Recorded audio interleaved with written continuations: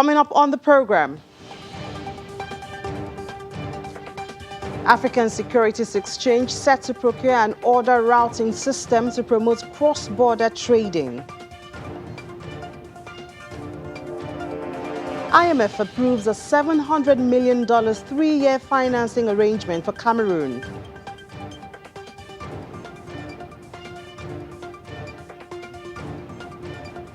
South Africans to pay more for fuel from midnight of Wednesday, the 3rd of August, 2021.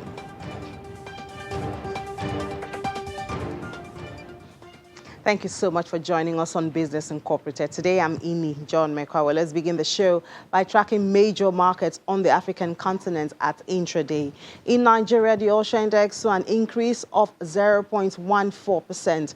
Same with South Africa's All-Share Index. It was also up at 0.14% at intraday. Egypt was up also, but lower at 0.29%. Meanwhile, Kenya closed Friday's trading session negative at 0.16%. Over in the Middle East, investor sentiments were positive at intraday. Abu Dhabi was up 0.15%, while Dubai's index gained almost 0.31%. In other parts, Saudi Arabia's Tawadu All-Share Index was up 0.45%, while Qatar added 0.75%. We move to Europe now, where stocks climbed today, tracking positive sentiment around the world as deal speculation and earnings drove significant share price move. Also, manufacturing PMI is out, but figures are just 0.2% higher than preliminary figures. But for all the happenings in the world of business in Europe, we have Ashutosh joining us from Frankfurt. Hello, Ashutosh. Good afternoon. Good afternoon, Ini. Thanks a lot for having me. Thank you for joining us. So, a survey by IFO Institute has shown that almost two-thirds of industrial companies in Germany are facing severe material shortages. What does this mean for the country's economic recovery? Well, the recovery is already feeling the pain, if I could put it that way, because just last week we saw that the German economy grew at 1.5% rate in the second quarter, and that was below expectations. A lot of that had to do with the fact that there is this shortage of basic materials as far as the industry is concerned. The growth has been actually held back by the manufacturing sector, and manufacturing sector is actually reeling from a severe shortage of material. The auto industry we've been talking about for a while now, it's been facing reeling from basic shortage of semiconductors, which have become now key element as far as a car is concerned. And now the other industries are also feeling the pain. There's just not enough basic material, and that's the reason why they're not able to really boost production, even when there is a lot of demand from domestic demand from within the country, and also demand from those export destinations. So apart from the industries and, the factories, how is this affecting the people on the streets, the everyday people on the streets of Germany? How is it affecting them?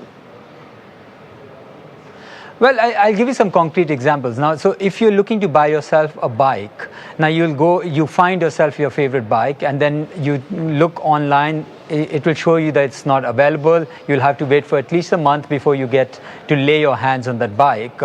If you go to the shop, again, the same, perhaps even all the stands are not filled with enough bikes for you to choose from. If you want to get your bikes repaired, there are just not enough spare parts. So I know people who've had to wait for now 3 to 4 months waiting for that spare part to arrive from China so that they can actually ride their bikes. If you talk about the construction sector, I know people who've actually had to postpone their plans to renovate their homes because the shortage of basic building materials has led to a steep rise in prices. Construction costs have gone up, lumber prices, prices of steel and other insulating materials, they've just gone up, and that's the reason why the construction costs have gone up. And so people who are on tight budget, they're actually having to postpone their dreams of owning a home. So far, discount retailers who are also feeling the pinch of the shortage, they haven't really transferred the burden onto the consumers. consumers. Remember, the business model of these discount retailers is that they source cheap material from elsewhere, from cheaper destinations, and then they sell it on the cheap here in Germany and elsewhere in Europe. So they really have tight margins, and if the prices have gone up because of a rise in shipping costs, shipping containers and short supply, and so they are feeling the pain. So far, they have actually resisted from sharing the burden or transferring the burden to consumers, but that wouldn't be very long. And that's the reason why there are expectations that prices in Germany will go even higher, and they're already at like more than 13-year high at 3.8%. Wow, so everyone is feeling the pinch, not just the industry. And we do hope that we get a lasting solution to this soon. Well, German real estate company Vonovia has made a fresh bid to buy rival Deutsche, reviving what could be the country's biggest merger this year. Tell us more about that. Don't send any sound.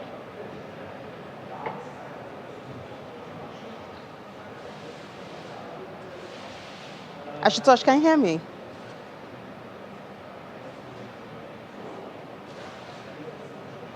Okay, I think we lost Ashutosh there. Well, it will be good to see how two real estate giants, one acquiring the other, to get the details of that. I guess we have to let that pass for now. Thank you so much, Ashutosh, for the updates you were able to give us. Moving on now, we'll go to London. Juliana is standing by to give us updates from there. The PMI figure is also top on the list of discussion there. Hello, Juliana. Good afternoon. Good afternoon, Inni.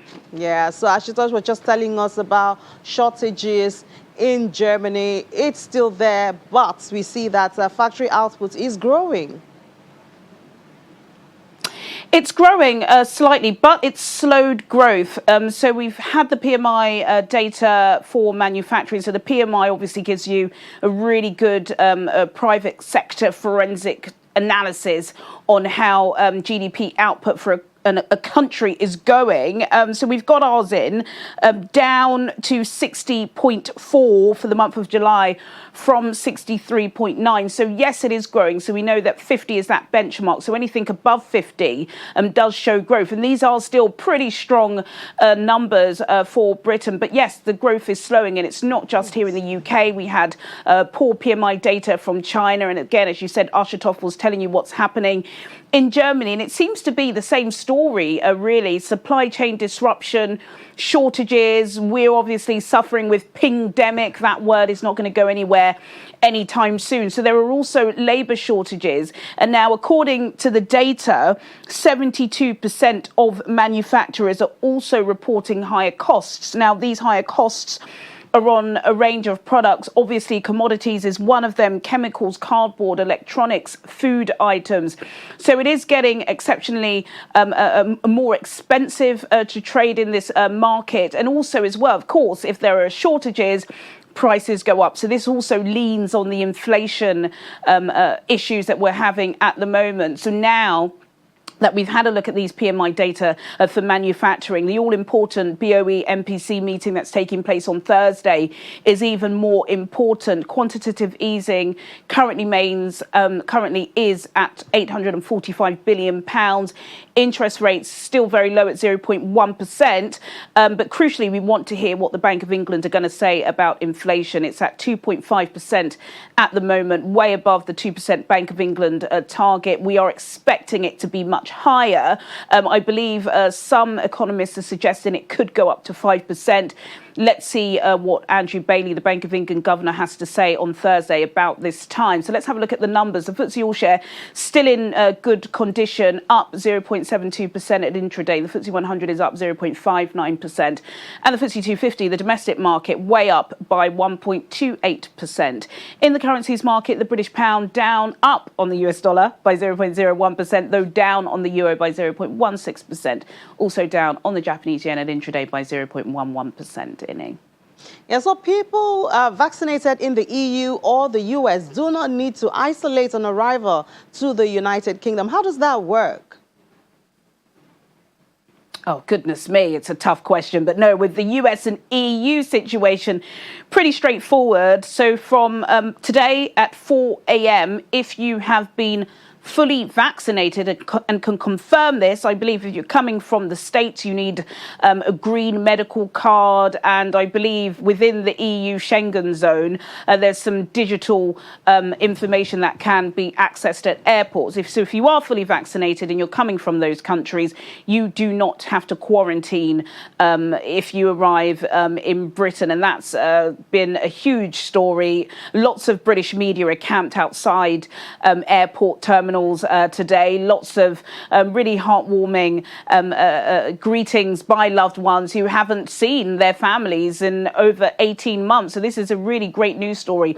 Obviously, crucially for the beleaguered aviation sector, this is a massive because, of course, tourists bring billions of pounds into the British economy. So the Prime Minister and the Chancellor will be really hoping that they can try and claw back some of those lost earnings. But very importantly, especially for our viewers in the UK, this is not reciprocal.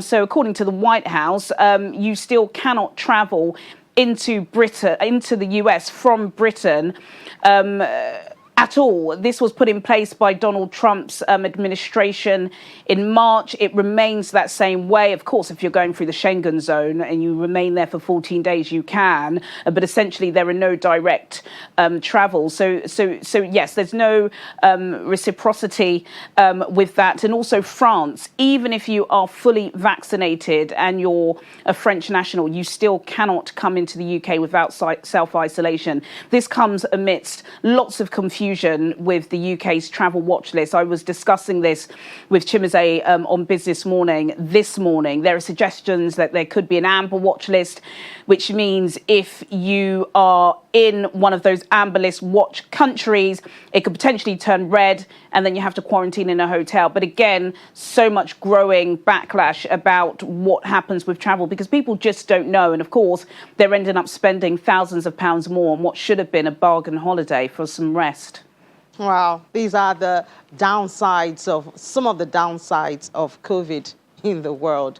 Well, about 2 weeks ago, we talked about a 3% pay rise for most NHS workers in England. Now, another group seems to be requesting to be added to that. Yeah, absolutely. We discussed this. This is last month, a very, very big story here in the UK about NHS workers. They got the clap, they want the cash. That's what they want. The British government were offering a 1% pay rise, which, of course, was met with absolute backlash. They increased it to 3%. Again, not seen as good enough. I believe NHS workers and union bosses are asking for about 12.5%. But with the 3%, if you are hired by a third-party contractor, and you work in the NHS, you haven't been able to receive even this 3%. So these are cleaners, caterers, security staff, even some nurses and doctors. And so the biggest union representing medical staff, Unison, have written an open letter to the biggest third-party contractor providing staff to the NHS, asking them to increase the pay. They want it to at least match the 3% that the British government are being offered, even if that means having to increase these staff salaries by at least a small percentage. They've been through so much, and of course, as we all know, usually the people that do the hardest work are the lowest paid, and Unison want to make sure that those who have given their all, many of whom have died during such a horrible time, can at least be financially rewarded in the foreseeable future. All right. Thank you so much for the update, Juliana, and do enjoy the rest of your day. Thank you. Yeah, we move over to Asia now, where shares in major Asia-Pacific markets rose as data showed Chinese manufacturing activity growth slowed in July. The broader S&P X 200 in Australia also saw robust gains as it climbed 1.34% to finish the trading day at 7,491.40. Elsewhere, mainland Chinese stocks jumped on the day, with the Shanghai Composite up 1.97% to 3,464.29, and the Shenzhen Component advancing 2,245% to 14,798.16.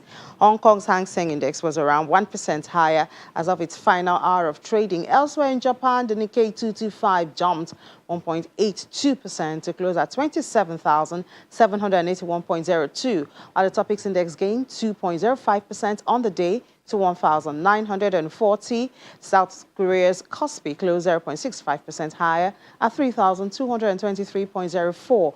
MCSI Broadex Index of Asia Pacific shares outside Japan edged 1.07% higher.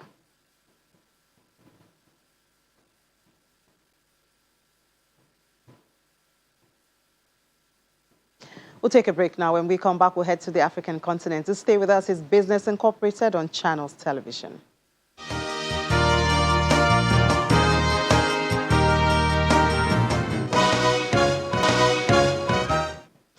Welcome back. You're still watching Business Incorporated on Channels Television. Well, at the end of the July MPC meeting in Nigeria, the CBN governor announced the ban on supply of FX to the Bureau de Change operators, with plans to channel the supply to commercial banks. While this does not make the operations of BDCs illegal, the CBN said that it would stop the processing of new licenses of Bureau de Change operators. But what implication does this have on the Nigerian economy, and what impact should we expect to see? We have Matt Kindiga, the Associate Practice Leader, Sub-Saharan Africa of Frontier View, joining us to share his thoughts on this with us. Hello, Matt. Good afternoon. Hello, good afternoon. Thanks for having me on the show today. Yeah, you're welcome. So what does this tell about the central bank's approach to managing FX markets in the country? Certainly. So, as you said during the introduction, the central bank wants to channel FX availability or FX flows to commercial banks. But in our view, this shows clearly that the central bank still wants to retain control over FX policy and FX availability. It's quite a bold move, and it, in a way, is it suggests that the liberalization of the FX market is going in reverse slightly, and this is because it's narrowing the number of avenues or channels through which Forex is available in Nigeria. So crucially, what I think is happening is that the central bank wants to use as many different levers as possible to control access to currency in the market. Another interpretation is that since the unification of the INE window and the official rate, exchange rate over the last couple of months, combined with the increase in oil prices that we've seen over the last 6 months or so, the central bank feels that it can now intervene into the market more actively and control access to foreign currency. So what this means generally, in our view, is that, and for the outlook as well, is that we do expect the central bank to continue to intervene quite actively into the FX market, and especially in terms of the way in which Nigerians and Nigerian businesses can access foreign currency for the foreseeable future. So this really is quite a statement of confidence, I would say, around the way that the central bank is controlling access to currency. Yeah, well, you mentioned businesses. How do we expect this to affect businesses that's regarding access to foreign currency, especially even before now? It's been kind of tight and it's been like a challenge. So what other impacts do we expect to see now that the BDCs have been limited in their supply? Certainly. So there are, I guess I would say there are two things to look at, or two timeframes: the short term and the longer term timeframe. So in the short term, it's probably not great in terms of access to foreign currency, because this will limit sort of a channel that is used in terms of accessing foreign currency. It may drive increasing volumes towards the parallel market, so we could see more illicit trade in dollars taking place, and this could result in a depreciation of the naira in the parallel market over the coming weeks and months. So we could see a bit of a tightening in terms of access to foreign currency. But we don't necessarily see this lasting through the long term, and this is because overall our outlook for the naira is slightly more positive. Generally, access to Forex, our base case view here at Frontier View is that access to foreign currency in Nigeria was going to improve over the next 3 to 6 months, partly because of the recent reforms to the exchange rate, especially the unification of the INE window and the official rate. We're also seeing higher oil prices really supporting forex revenues in Nigeria. So although this move to limit the activity of bureau de changes is quite restrictive in terms of access to foreign currency, over the long term, we think the effects will begin to wear off. All right, talking about the value of Naira, given that there's been a recent rise in oil prices, do you expect additional movement in the value of the Naira?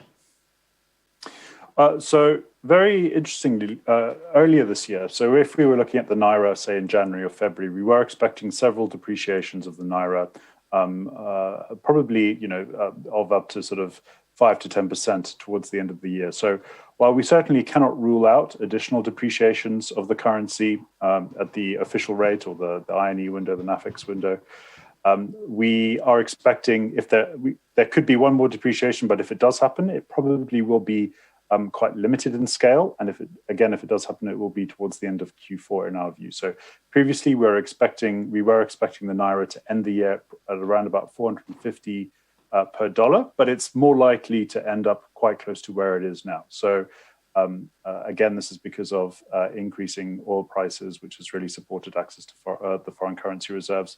But it is worth noting there are some downside risks. So we have seen a very strong economic recovery emerge in the US, Europe, and China. But if we see increasing anxiety around the Delta variant of coronavirus, this could disrupt economic recoveries and economic growth, which could in turn result in a decline in oil prices, which then in turn would affect the central bank's ability to maintain a relatively stable Naira. So it's worth monitoring that over the next 3 to 6 months. All right, we'll certainly watch out for that. Thank you so much, Matt, and enjoy the rest of your day. Thank you very much, you too. So moving on now, South Africans will be paying more for fuel for each litre this month. That's by a statement by the Energy Department, which was released. The department said that the petrol price will go up by 91 cents per litre for both grades, while diesel will increase between 54 and 55 cents per litre. Kerosene is set to cost more by 50 cents per litre. The department also said that the new prices will kick off at the stroke of midnight on Wednesday. In July, the Automobile Association predicted that August will come with news of a fuel price increase. They said the weakening rand as a result of the riots will play a major role. And of course, South Africans have been reacting to this news. Fuel prices go down to get us used to what the regular fuel is going to be. It gets increased to a specific point, and then we get outraged. At some point, fuel was at 10 Rand, shot up to 12, settled at 11.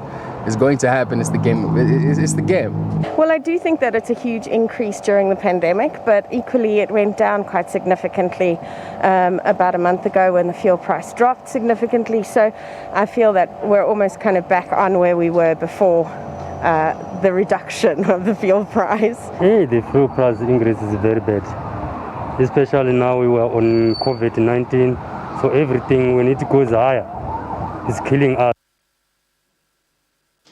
Well, cross-border trading from one African Securities Exchange to another comes a step closer after the African Securities Exchange Association signed a contract to procure an order routing system. 7 of Africa's leading securities exchanges are working together in the African Exchanges Linkage Project to boost Pan-African investment flows and bring more liquidity to African market. The contract is for the design and rollout of the AEPL Link technology platform for routing orders and trade confirmations between stockbrokers on the 7 exchanges participating in the pilot phase of the project. The AELP is a joint initiative by ASIA and the African Development Bank.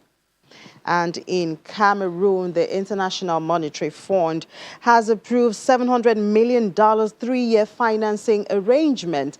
The IMF approved the 3-year arrangement to halt the disbursement of overuse of funds. The aid is to help the Central African country recover from effects of COVID-19 pandemic and pursue reforms. The new loan was approved despite calls by groups for it to be deferred until Cameroon offers clarity on how a recent disbursement of $326 million from Bretton Woods for use in fighting COVID was spent. An audit by the Supreme Court of Cameroon revealed massive corruption and mismanagement of the fund. And Ugandans are protesting Kenya's delay in abolishing a 7% levy on milk import following recent bilateral talks meant to resolve the stalemate, as Kenya attributes this on third wave of COVID-19 that has just hit Uganda. Over the last year, Kenya has had trade-related tensions with its landlocked neighbor, especially on milk products, which saw Nairobi confiscate hundreds of tons of Lacto milk from Uganda in 2020.